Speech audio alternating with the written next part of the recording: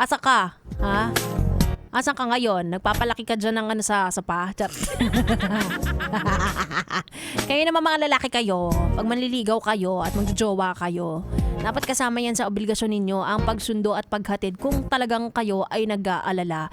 Lalo na ngayon na napakahirap na ng panahon, no? At dami ng masasama ang loob at gusto kang looban.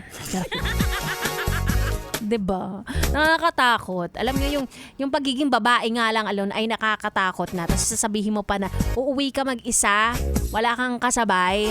'Di ba? O sige, let's say hindi na lang pagiging babae, bilang tao na lang ang hirap umuwi ngayon mag-isa. Parang lahat na makakasalubong mo merong balak.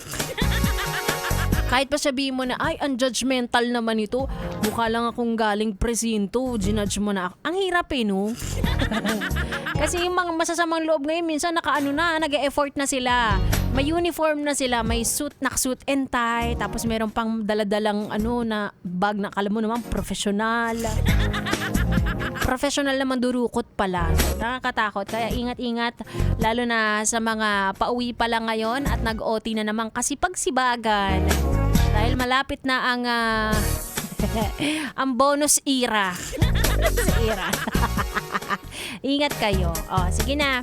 Gamitin mo muna yung background noise. Kami na lang ang background noise para hindi ka pagdiskita. Hindi ka lalapitan yan, sasabihin, ano ba yan? Ang ingay-ingay naman. Masyado na iskandalosa yan. Nakakainis. Paano naman makuwanan? Charot. Sa aking pagbabalik, makakasama ko na si B-Boy. B-Boy, ituloy muna natin ang ating tugtugan dito lang sa 101.1 Yes FM Solid.